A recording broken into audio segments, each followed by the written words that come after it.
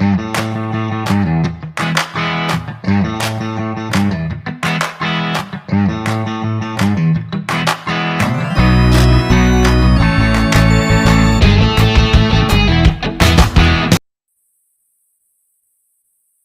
pangkat maupun harta itu dihisab.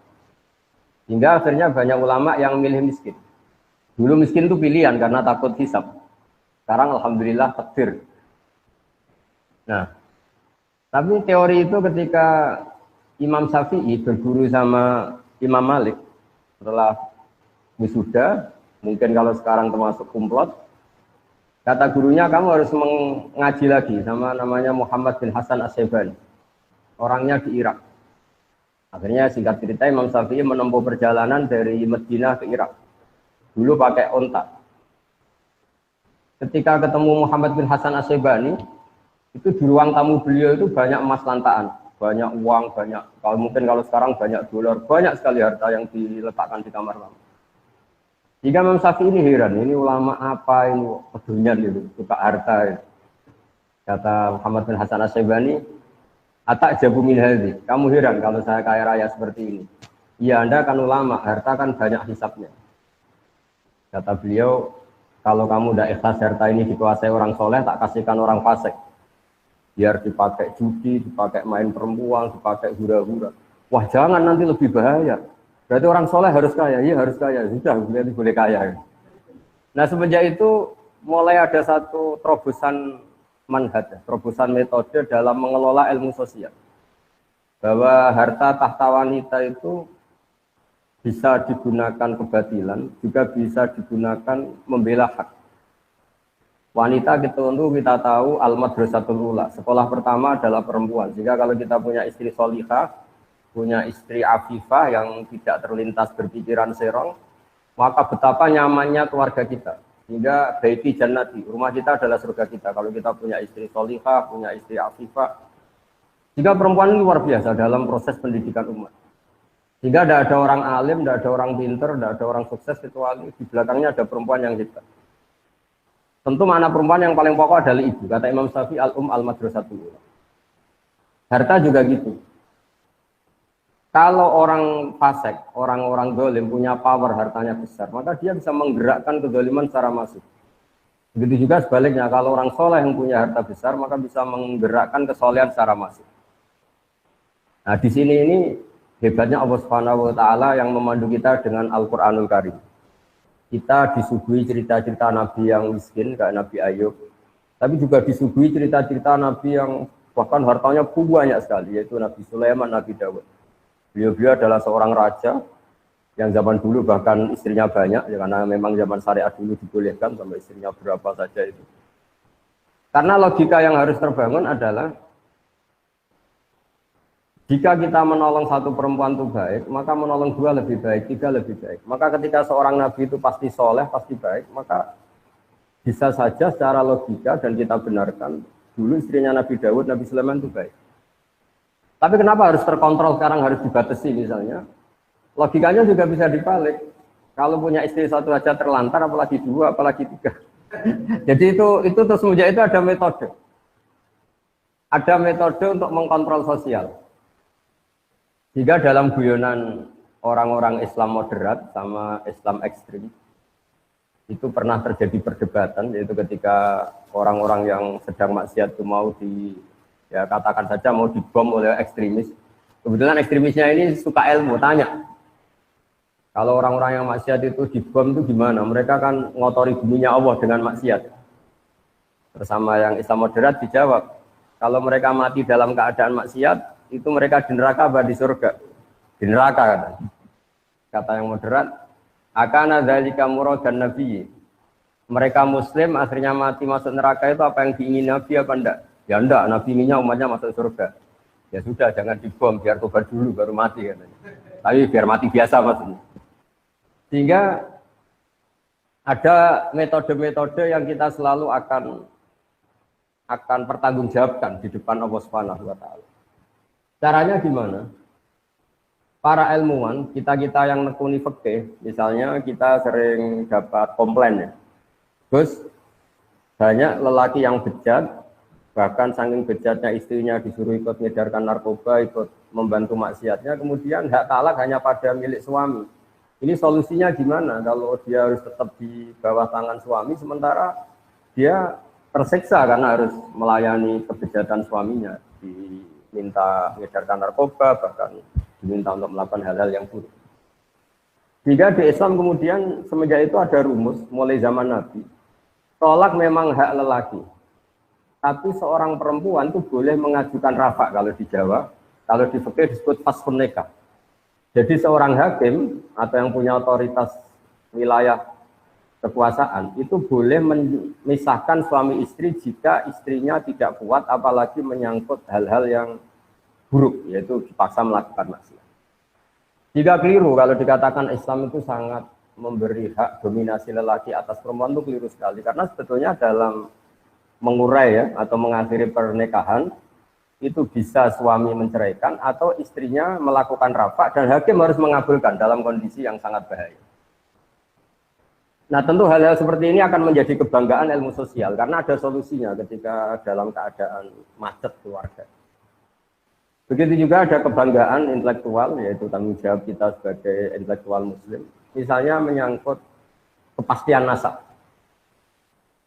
Kenapa dalam Islam nikah begitu sakral?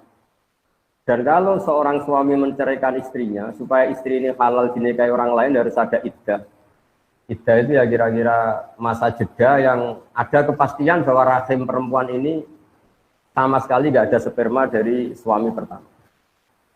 Karena kita tidak bisa membayangkan misalnya Ahad atau Minggu masih hubungan suami istri, Senin diceraikan, kemudian Selasa nikah lagi, terus ada hubungan suami istri lagi, kita tidak bisa bayangkan, lalu nanti ini anaknya siapa? Mungkin orang modern akan bilang ini lewat tes DNA gitu, tapi itu keribetan. Apalagi kalau nanti anaknya wajahnya mirip suami pertama, mirip kedua, agak jelas itu kan, masih kecil itu. Itu ribet. Tapi dengan teori iddah, teori tarabbusul mar'ah, kalau istilahnya Quran ya tarabbasna itu, maka kegamangan seperti ini hilang, karena seorang istri yang terceraikan atau ditinggal mati suaminya, baik cerai talak maupun cerai meninggal, itu untuk menikah lagi ada aturannya. Di antara adalah baro'atur rahmiyah, dipastikan rahimnya itu bersih dari zaut awal atau suami pertama. Nah, keilmuan yang bertanggung jawab atas substansi masalah ini juga ditekuni oleh ulama. Termasuk yang paling ekstrim adalah, dan ini sering saya utarakan ketika ngaji saya, absolutisme kebenaran dalam tauhid. Saya ulang lagi ya, absolutisme kebenaran dalam tauhid. Itu banyak ilmuwan tauhid, ulama tauhid, yang saking ekstrimnya memang mengatakan bahwa orang yang sudah iman, yaitu bersaksi la ilaha illallah Muhammadur Rasulullah, itu tidak akan batal meskipun dia koruptor, meskipun dia maling, meskipun dia penjahat. Itu kan satu hal yang menurut ilmu sosial itu kayak paradok. Bagaimana Islam yang luhur, kemudian Islam yang luhur, iman yang luhur ini nggak bisa dibatalkan oleh kebejatan perilaku pelakunya atau pemeluk Islam. Kata pakar ahli tauhid, dan itu berdasar hadis sahih, mangqala la ilaha illallah dakhalal jannah. Ya, mangqala la ilaha illallah dakhalal jannah. Nabi suatu saat kelihatan senyum-senyum ceria, kemudian ditanya oleh Abu Dzar, kebetulan di pinggir beliau ada Abu Dzar, ya Rasulullah, kenapa engkau senyum-senyum? Barusan Jibril datang ke saya dan memberi kabar saya bahwa siapapun dari umatku yang bertauhid secara benar, maka dia pasti masuk surga. Meskipun wa in zana wa in saraka, meskipun pernah zina, pernah maling. Itu Abu Dzar sampai 3 kali tanya, yang benar ya Rasulullah, masa pernah gitu masuk surga? Ya, kata Nabi, sampai 3 kali.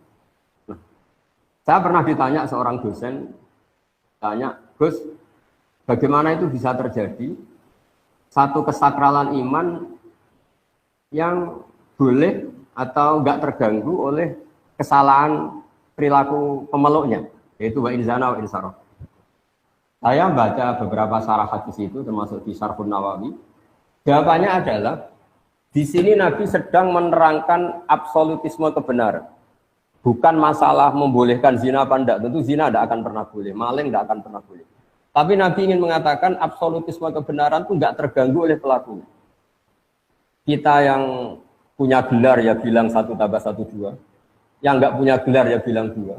Musuh kita ya bilang 2. Rektor Al-Azhar ya bilang 2. Anak yang penggembala kambing ya bilang 2. Semuanya akan bilang 2. 1 tambah 1 akan bilang 2. Karena kebenaran 1 tambah 1 2 itu nggak boleh bersyarat. Boleh mengatakan 2 kalau Anda rektor. Boleh mengatakan 2 kalau Anda soleh. Kalau tidak soleh kamu harus mengatakan 3, tidak boleh. Kebenaran absolutisme harus sah. Siapapun yang mengatakan itu. Sama, kebenaran bahwa Allah Tuhan itu selalu sah. Siapapun yang mengatakan itu. Bahkan orang yang berkafir 100 tahun, dia kafir, saat itu melafalkan la ilaha illallah maka imannya langsung sah. Padahal berpuluh-puluh tahun dia kafir. Karena kebenaran absolut akan selalu sah tanpa memandang pelaku. Nah ini namanya substansi kebenaran. Ini nggak akan terganggu oleh perilaku sosial. Kemudian ada ulama yang cara berpikir itu sosial. Bahwa Islam itu bisa menarik karena justru aturan-aturannya itu. Kita sebagai manusia tentu suka kalau negara ini tertib, tanpa perzinaan, tanpa maling, tanpa korupsi. Dan Islam alhamdulillah mengharamkan itu semua dan mengancam itu semua dengan neraka. Sehingga karena sisi sosial ini begitu, maka kita alhamdulillah sebagai muslim. Hal-hal yang buruk diharamkan dan di antara ciri Nabi adalah mengharamkan yang haram. Jika kita selalu akan mengharamkan perzinaan, mengharamkan judi, mengharamkan dugem dan sebagainya. Tapi pertanyaannya adalah selalu ada kebenaran absolut yaitu iman. Boleh enggak kebenaran absolut terganggu oleh kesalahan sosial? Itu tadi. Kalau kebenaran absolut ya sudah enggak boleh diganggu oleh apapun termasuk tadi kita mengatakan 1 tambah 1 2. Orang baik ya bilang 2, orang buruk ya bilang 2, setengah baik setengah buruk ya akan bilang 2. Karena kebenaran absolut adalah kebenaran yang tidak boleh terganggu oleh apapun. Nah, di sini kenapa Nabi mengatakan wa in zana wa in saraq. Tapi di balik yang sama, dengan porsi yang sama, Nabi pernah mengancam la yazni zani hina yazni wa huwa mu'min, wa la yasriqu sariq hina yasriq wa huwa mu'min. Tidak pernah berzina seseorang, kemudian dia saat itu berstatus mukmin. Dan tidak pernah maling seseorang, kemudian saat itu dia berstatus mukmin.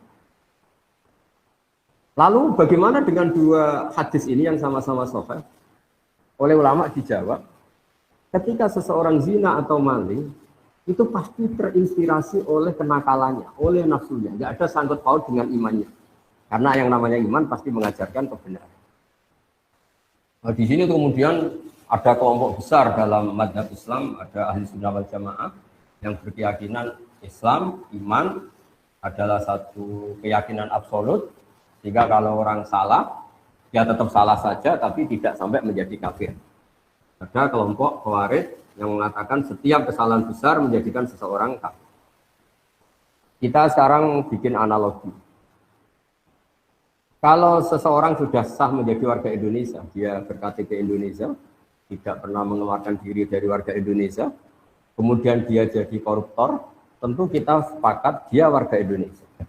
Soal kita hukum, kita beri sanksi, itu karena kesalahannya, tapi dia tetap warga Indonesia. Karena dia warga Indonesia adalah status.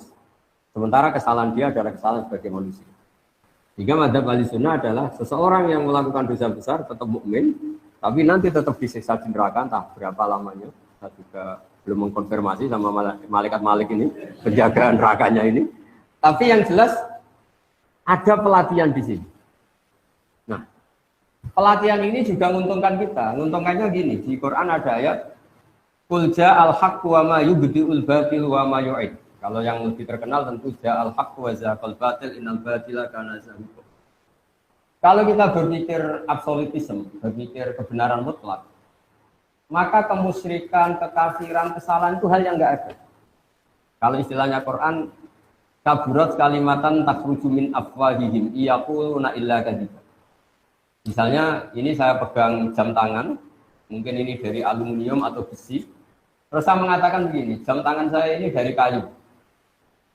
Maka kalimat ini tidak menjadi kalimat opini, tapi menjadi satu kesalahan. Karena itu kalimat yang salah. Nah, jika kalau Tuhan itu hanya Allah, maka hakikat yang ada ya Tuhan itu hanya Allah, bukan yang lain. Sehingga apapun banyaknya orang musyrik itu dianggap tidak ada. Wa ma yubdi'ul batil wa ma yu'id. Sesuatu yang batal, yang enggak benar, itu pasti enggak ada.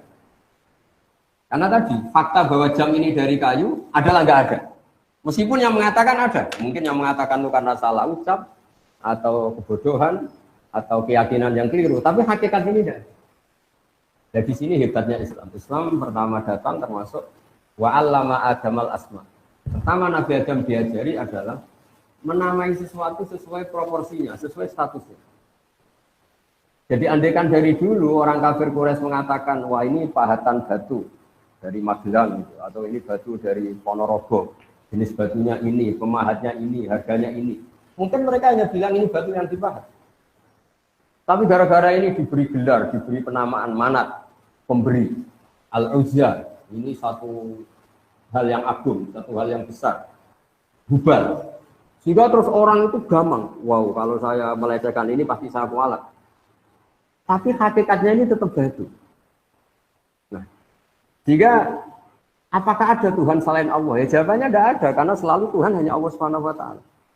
Tapi apakah ada orang yang menuhankan selain Allah? Hanya. Ini dibedakan antara hak selalu satu. Ya hak selalu satu dan kebatilan selalu nggak ada. Tapi yang mengatakan ada, yang meyakini ada, tapi kebatilan sendiri. Ini banyak juga ulama yang spesial membela ja'al haqqu wa zahaqal batil. Seperti saya mengatakan baju saya ini putih. Ya sudah putih. Kok banyak satu dunia mengatakan baju saya hitam, itu tidak punya pengaruh. Baju saya menjadi hitam tetap putih. Karena kebenaran absolut akan ada punya eksistensi. Disebut ja'al haqqu wa zahaqal batil. Yang batil pasti nggak ada. Memang itu tidak fakta. Kemudian ilmu sosial atau ilmu yang didiktekan karena satu hal tertentu ini punya pengaruh. Yaitu misalnya sesuatu ini putih. Gara-gara mata kita rabun mengatakan itu hitam. Atau sesuatu itu hitam karena kita punya penyakit tertentu di mata kelihatan biru. Nah, di sini ya, kalau ulama mengatakan mulai ada hijab. Sebetulnya manusia tahu bahwa Tuhan hakiki adalah harusnya Tuhan yang awal. Karena nggak mungkin langit bumi ini diciptakan sesuatu yang lebih terbelakang dari langit bumi. Sehingga Allah mensifati dirinya al-awwal. Namanya pencipta harus wujud lebih dulu, al-awwal. Karena langit bumi ini adalah wujud, punya eksistensi, maka penciptanya harus lebih punya eksistensi. Kalau dalam bahasa pesantren disebut wajibul wujud. Kalau yang diciptakan saja ada, maka yang menciptakan pasti ada. Jika alam raya ini tidak dimulai dari nihilisme, ketiadaan, tapi dimulai dari yang ada. Yang ada ini oleh kita, zaman kita kecil ngaji, ujian wujud hitam bakar. Karena eksistensi pertama seorang pencipta adalah harus wujud, harus punya eksistensi. Ini juga ada yang menekuni sendiri, namanya ilmuwan-ilmuwan tauhid. Menekuni satu kebenaran absolut yang tidak boleh terdikte oleh ilmu-ilmu sosial. Tapi pertanyaannya adalah, apapun absolutismenya kebenaran ini, manusia itu punya sisi keterbatasan. Apapun putihnya baju ini, kita harus melatih orang yang mengatakan supaya dalam keadaan matanya normal, kondisinya normal. Karena nggak ada artinya ini secara objektif. Kemudian yang melihat tidak normal karena matanya normal.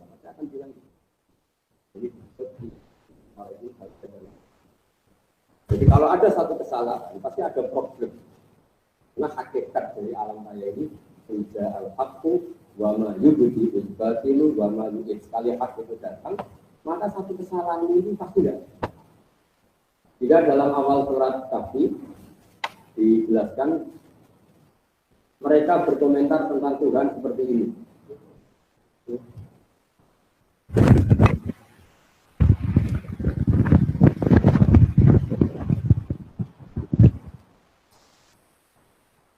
Ya, saya teruskan.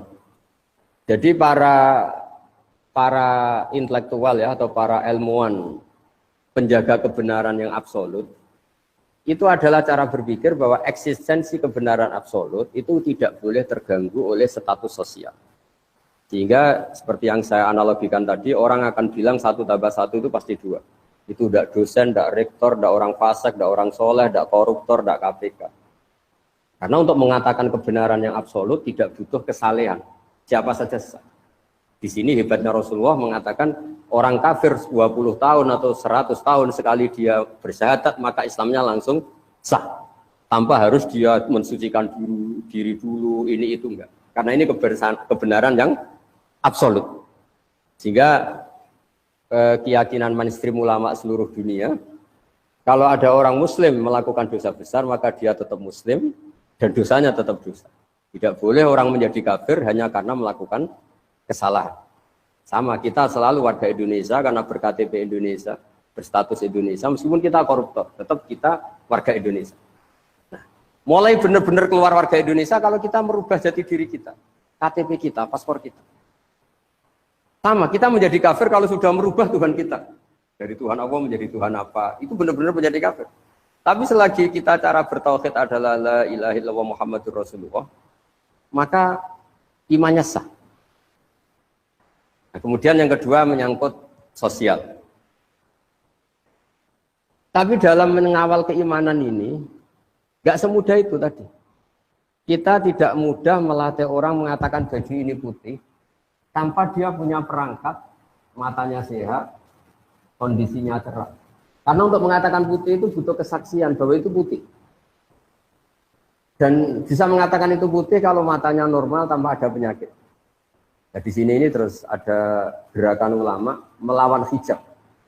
Makanya di juz amma itu, di awal-awal kita ngaji juz amma yang masih juz 30 itu, kalau mengistilahkan orang-orang kafir, kalla innahum ar-rabbihim yauma idzil lamahjubun. Orang kafir itu siapa? Adalah orang yang cara melihat Tuhannya itu ada hijab, ada pembatas. Jika sesuatu yang putih karena dia ada sekat, akan dikatakan tidak putih. Nah, Islam itu agama yang mengajarkan baini wa baina Allah nggak boleh ada hijab. Jika kita diajarkan sholat, diajarkan munajat, diajarkan wiridan, supaya nggak ada sekat bainana wa baina Allah antara kita dan Allah. Diharapkan kalau nggak ada sekat, itu kemudian ada kebenaran hakiki yang kita kenali. Barokahnya mengenali kebenaran hakiki ini, iman kita menjadi mantap. Nah, kalau sudah mantap, itu yang istilahnya Allah dijelaskan, yusabbitu Allahu alladziina aamanu bil qawli tsabiti fil hayatid dunya fil akhirah. Bahwa orang mukmin akan ditetapkan imannya sebagaimana iman itu sendiri adalah al-qauli tsabit.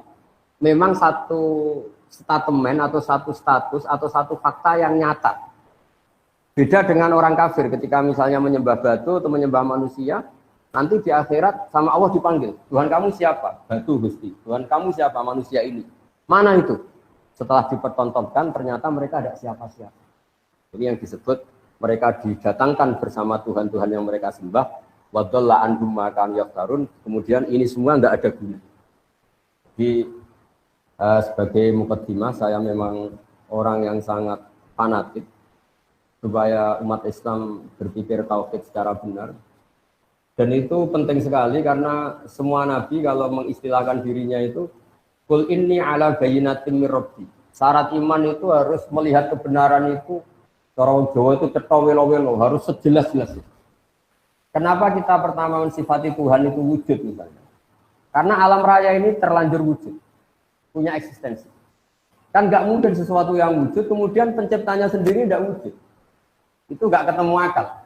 Pakai fayakunul adamu yakhluqu mawjudan. Bagaimana sesuatu yang nggak ada, yang harusnya nggak bisa jadi faktor, kemudian menyebabkan sesuatu yang ada. Oh kalau gitu alam raya ini penciptanya atau Tuhannya siapa? Ya sifati saja zat yang wujud. Akhirnya kita nyifati wujud. Berhubung pencipta tentu wujudnya lebih dulu. Akhirnya kita sifati qadim atau awal. Wujud idam atau kidam. Kidam, qadim, awal. Masa pencipta kalah dulu sama yang diciptakan. Kemudian karena pencipta ini super, mesti nggak ada yang mengalahkan. Lalu kita sifati baqo atau akhir, nggak akan punah. Wujud idam baqo. Terus mukhalafatul lil hawadisi. Karena pencipta adalah tidak makhluk, makhluk tidak pencipta, maka semua apa-apanya harus berbeda.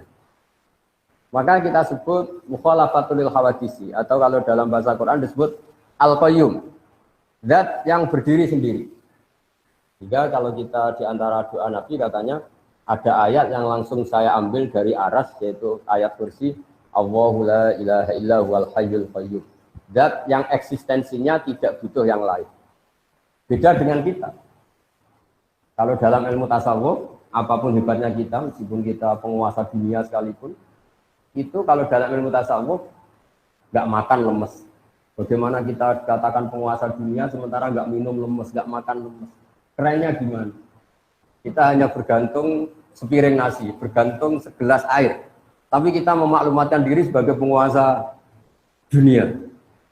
Sehingga itu betul-betul doif, betul-betul kita ini makhluk yang lemah. Sehingga ketika Allah mencibir Fir'aun atau mencibir Namrud, itu hanya dengan kata-kata, kalau dia Tuhan, itu dia harusnya nggak makan. Bagaimana Tuhan kemudian kalau nggak makan kangkung itu lemes, nggak makan nasi itu lemes, itu nggak kebayang. Jika Allah mensifati dirinya, wa huwa yut'imu wa la yut'am. Saya ini Tuhan. Sifat dasar saya itu yut'imu, memberi makan, dan saya nggak perlu makan. Ketika Allah mensifati hubungannya dengan makhluknya, saya pemberi rizki, dan saya tidak butuh mereka memberi rizki saya. Wa ma khalaqtul jinna wal insa illa liya'budun. Saya tidak menciptakan manusia dan jin kecuali mereka supaya mengenali saya, menyembah saya. Ma uridu minhum rizki wa ma uridu minhum ayyutimun. Saya tidak ingin mereka memberi rizki ke kita dan mereka memberi makan ke kita. Para intelektual ini juga berpikir keras supaya tauhid ini terjaga dengan berpikir yang baik, dengan akidah yang baik, dengan logika yang baik. Nah, ini penjaga-penjaga ja'al haqqu wa zahaqal batil innal batila kana zahuqa. Hak itu yang punya eksistensi, barang yang enggak hak itu selamanya hakikatnya enggak. Pemeluknya banyak, pengikutnya banyak, tapi hakikatnya enggak pernah. Karena yang dikatakan hakikat adalah sesuatu yang punya eksistensi absolut. Jika misalnya hakikat Tuhan ya tetap satu, hakikat Tuhan ya hanya Allah, bukan Lata, bukan Hubal, bukan dan sebagainya. Sehingga kalau ada kalimat yang salah, itu yang ada itu yang mengatakan, bukan kalimat itu. Kalimat sendiri itu nggak punya konklusi apa-apa, karena memang nyatanya nggak ada. Makanya kata Allah, kaburat kalimatan takhruju min afwahihi. Itu menjadi kalimat, menjadi kata-kata, karena diucapkan oleh lisan, tapi tidak menunjuk hakikat. Jadi misalnya saya mengatakan baju saya ini hitam, itu menjadi kata-kata yang saya ucapkan. Tapi tidak menjadi kalimat yang menunjukkan kebenaran, karena itu salah. Jika kalau kalimat yang salah itu istilah Tuhan, itu kalimat yang menjadi kata-kata karena keluar dari mulut. Yang benar adalah al-ismu yadullu alal musamma. Kalau sudah menjadi kalimat, misalnya ini saya katakan jam, ya memang benar-benar jam. Kalau ini saya katakan pulpen, harus benar-benar pulpen. Yang namanya al-ismu harus yadullu alal musamma. Namanya penamaan harus sesuai hakikat yang dinamai. Hingga ini pentingnya, kenapa Nabi Adam pertama diajari nama, wa 'allama Adamal asma? Karena nanti kesalahan dunia adalah kesalahan memberi nama. Jika banyak orang kafir Quraisy menyembah Hubal, Lata, Uzza karena memberi nama ini, wah ini penguasa, ini pemberi. Nah, sehingga semua Nabi mengatakan pada kaumnya, in hiya illa asma'un sammaitumuha antum wa abaukum ma anzalallahu biha min sultan. Itu gara-gara Anda salah memberi nama, sehingga kemudian Anda mendewa-dewakan seperti itu. Coba kalau dari dulu batu-batu itu dikatakan batu yang dipahat, batu yang dipecah, batu yang diukir. Tentu ini nggak sakral. Tapi gara-gara ini dikatakan ini Tuhan. Kalau kamu tidak memberi sesaji maka kamu akan kena gini. Terus kayak dia mana gitu. Ya ini penting saya utarakan supaya tanggung jawab intelektual kita dalam dakwah Islam. Pertama adalah kebenaran tauhid, kebenaran absolut. Iqra' bismi rabbikal ladzi khalaq, khalaqal insana min 'alaq. Terus terakhir ini saya masih punya waktu mungkin 10 menit untuk mengawal kebenaran absolut itu juga dibutuhkan ilmu yang namanya tasawuf. Ilmu tasawuf itu ilmu yang seseorang itu disuruh berpikir objektif. Misalnya begini, saya ini seluruh di Indonesia, seluruh dunia akan biasa mengatakan baju saya ini putih. Akan mengatakan misalnya bolpen saya ini biru. Dan itu kita biasa mengatakan itu tanpa nunggu digaji. Saya tidak perlu seperti ini. Saya akan mengatakan ini putih kalau saya dibayar 1 juta. Biasa kita ikhlas mengatakan baju ini putih tanpa ada yang bayar 1 juta. Nah, kalau kita biasa ikhlas mengatakan baju itu putih tanpa harus dibayar 1 juta. Kenapa kita mengatakan Allah Tuhan harus dibayar dengan surga? Nah ini terus orang-orang tasawuf bikin punya gugatannya sendiri.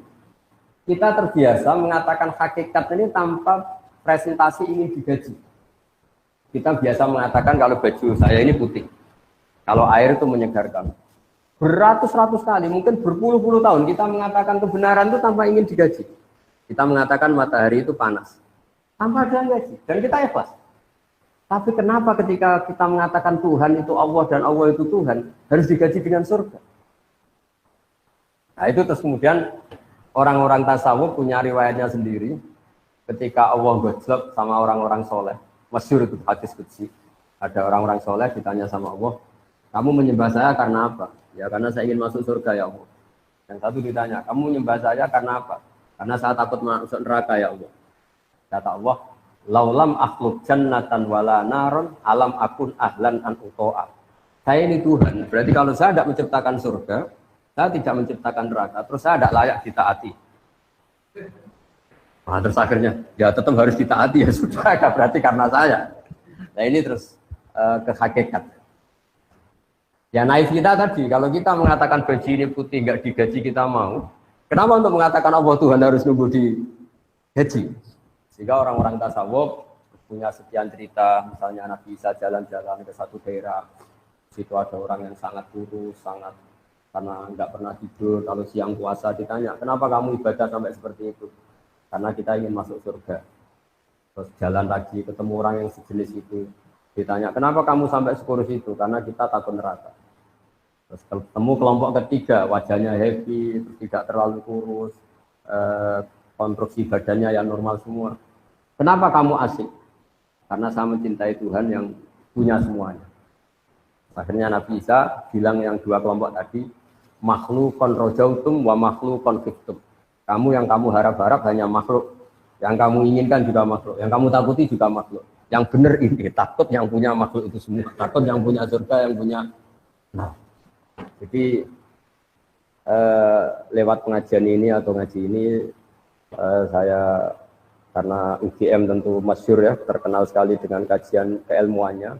Saya mohon dalam bertauhid itu harus sampai kul inni ala bayyinati mir rabbi, bahwa saya bertauhid itu harus benar-benar punya logika yang absolut, punya logika yang kuat, punya logika yang permanen. Di surat Al-Bayyinah juga diistilahkan lam yakunil ladzina kafaru min ahlil kitab wal musyrikin munfakina hatta ta'tiyahumul bayyinah. Bayyinah itu siapa? Rasulun minallahi yatlu suhufan mutahharah. Jadi dulu orang-orang kafir itu akan nyaman dengan kekafirannya, enggak pernah tercerabut dari cara berpikir kekafiran. Kita tahu kafir Quraisy itu penyembah berhala dan jumlahnya banyak, ada Lata, Uzza, Hubal, Manat. Itu mereka cara berpikir, ya Muhammad, kalau urusan kita banyak, problem kita banyak, Tuhannya harus banyak dong. Masa problem kita banyak, Tuhannya satu? Itu mereka nggak bisa nerima konsep Tuhan satu.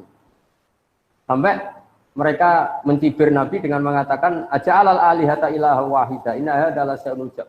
Masa Tuhan satu, problem kita banyak, kok Tuhannya satu? Itu pasti tidak cukup. Ya kalau problem banyak, ya Tuhannya harus banyak. Terus Nabi dengan sabarnya memberi penjelasan, wahai para orang-orang kafir, kalau kamu jadi buruh punya majikan banyak, kemudian perintahnya beda-beda, itu kamu suka mana? Punya majikan satu yang baik sama majikan banyak, perintahnya beda-beda. Ya suka satu ya Muhammad. Nah, Nabi menyatakan, Tuhan kamu adalah majikan kamu. Kalau jumlahnya banyak, yang bingung itu kamu. Terus akhirnya, ya mat, Tuhan satu aja. Nah itu terus disebut, Dorobawaw masalah rojulan fihi syuroka'u mutasyadisuna wa rojulan salamal lirrojul.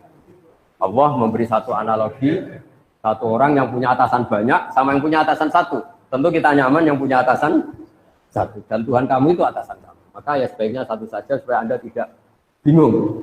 Yaitu hatta ta'tiyahumul bayyinah. Jadi saya mohon semua Civitas Akademika UGM juga semua yang suka ngaji, bahwa bertauhid itu harus sampai kul inni ala bayyinatin mir rabbi. Bahwa kebenaran harus benar-benar logis, absolut, dan tidak boleh tergoyah oleh apapun.